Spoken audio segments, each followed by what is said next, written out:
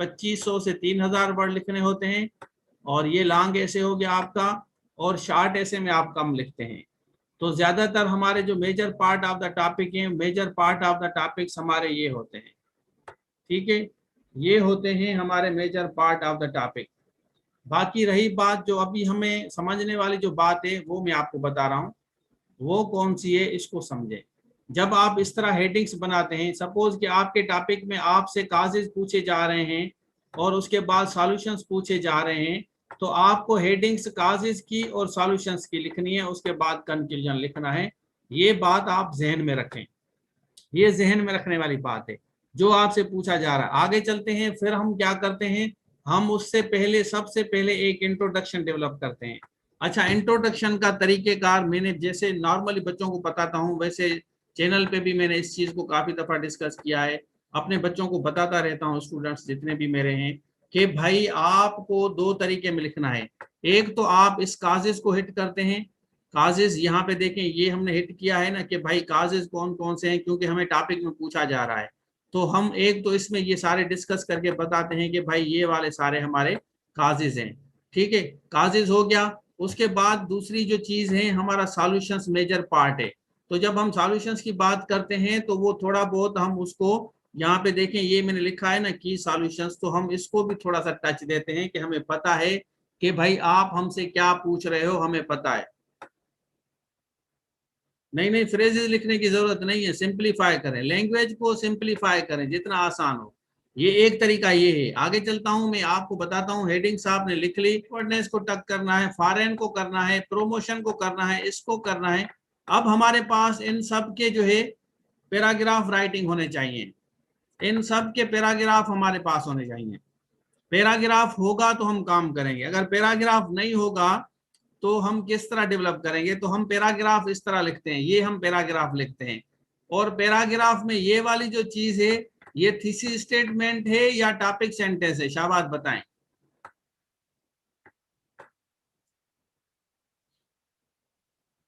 Simple लिखना है भाई, मुश्किल क्यों यूज करो भाई, क्यों, आप खुद से पूछे ना, ये आपका थीसिस है या आपका टॉपिक सेंटेंस है, आप मुझे बताएं, शाबाश। ये जो हमने लिखा है, इलिटरेसी जो है एक वन ऑफ द काजेज है अनएम्प्लॉयमेंट की पाकिस्तान में, ये थीसिस स्टेटमेंट है या टॉपिक सेंटेंस, ये आपको पता होना चाहिए। तो जब भी हम पैराग्राफ डेवलप करते हैं, पैराग्राफ राइटिंग में हमारा जो पहला सेंटेंस होता है वो बड़ा मैटर करता है कि वो टॉपिक सेंटेंस होता है।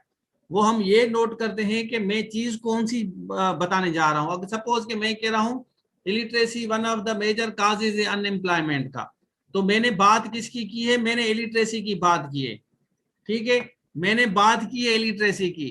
तो अब जो मेरा जो सेकंड पार्ट में सेंटेंस जो यहां से बेसिकली स्टार्ट होगा, वो होगा इलिटरेसी का, होगा इलिटरेसी का। लेकिन मैं इलिटरेसी को एज क्या बताऊंगा, सॉल्यूशंस बताऊंगा, काज बताऊंगा, होगा इलिटरेसी। मैं कह रहा हूं कि भाई इलिटरेसी एक बहुत बड़ा सबब है, किसके लिए सबब है, पाकिस्तान में अनएम्प्लॉय। लैंग्वेज को देखें,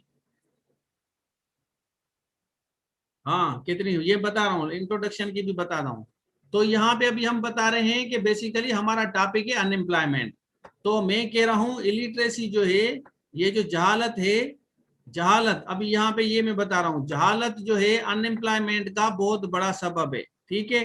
तो मैं इसी चीज को, इसी को एज अ काज करके डिफाइन करूंगा ना, काज करके मैं बताऊंगा कि भाई जो जाहिल जो लोग होते हैं, जो अनपढ़ लोग होते हैं, उनको सेंस नहीं होता, अंडरस्टैंडिंग नहीं होती किस चीज की, कि भाई अनएम्प्लॉयमेंट जो कंट्री में है वो क्यों है, उनको नहीं पता होता, वो they are not worried about it, they are never worried about it कि अनएम्प्लॉयमेंट है, मुझे खाना नहीं मिल रहा, मैं कि आप बताना क्या चाह रहे हैं। आप इसको डिफरेंट तरीके से भी लिख सकते हैं कि पाकिस्तान में जितने भी अनपढ़ लोग हैं उनको इस चीज का पता नहीं है, अवेयरनेस नहीं है, अंडरस्टैंडिंग नहीं है, पता नहीं है, इंपॉर्टेंस का पता नहीं है कि भाई मुल्क रिस्पॉन्सिबल होता है जॉब क्रिएट करने के लिए, लोगों के लिए नौकरी क्रिएट करने के लिए मुल्क रिस्पॉन्सिबल होता है, उनको पता नहीं। आप इसको मल्टी किसी भी तरीके से लिख सकते हैं, ये नॉट नेसेसरली कि जो रशीद सर ने कहा है कि उसी को आपको छाप के आना है, नॉट नेसेसरली, आप अपने हिसाब से इसको किस तरह भी मॉडिफाई कर सकते हैं।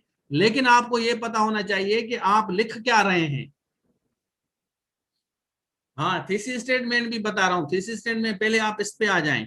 तो यहाँ पे हम क्या कर रहे हैं, हम बात कर रहे हैं कि भाई टॉपिक सेंटेंस में हमारा तो क्या करते हैं, वो सफर करते हैं।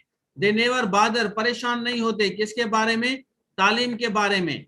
कभी भी परेशान नहीं होते तालीम के बारे में, नहीं होते। और उनके जो प्रॉब्लम्स हैं तो हम बता रहे हैं कि उनके प्रॉब्लम्स मल्टीप्लाई होते हैं। आप इसको अपनी लैंग्वेज में किस तरह भी लिखें, खूबसूरत बनाएं, लेकिन लैंग्वेज आपकी सिंपल होना चाहिए, इजी होना चाहिए, अंडरस्टैंडेबल होना चाहिए। The point of discussion is very simple. All you need to do is to hit the topic. How you are hitting the topic is your choice, it is purely a choice of an individual how one is hitting the topic. Dramatically कोई बंदा किस तरह hit कर रहा है topic को, ये चीज बहुत ज्यादा मैटर करती है। मैं किस तरह हिट करूंगा, आप किस तरह हिट करेंगे, ये चीज बड़ी इंपॉर्टेंट है। समझ आ रहा है? चलें भाई, अगर जैसे मैंने आपको बताया इलिटरेसी एक बहुत बड़ा सबब है भाई हमारे यहाँ पाकिस्तान में, जिसकी वजह से जहालत होती है, ये होता है। अगर हम बात करें यहाँ पे, अगर सपोज कि मैं आप लोगों को कहूँ कि जो बैकवर्ड एग्रीकल्चर है, बैकवर्ड एग्रीकल्चर की वजह से हमारे मुल्क में अनएम्प्लॉयमेंट है, इस पे आप लिखें थोड़ा सा। अनएम्प्लॉयमेंट में जो एग्रीकल्चर बैकवर्ड है, ये बहुत बड़ा सबब है। शाबाश, इस पे लिखें, थोड़ा सा लिखें आप लोग।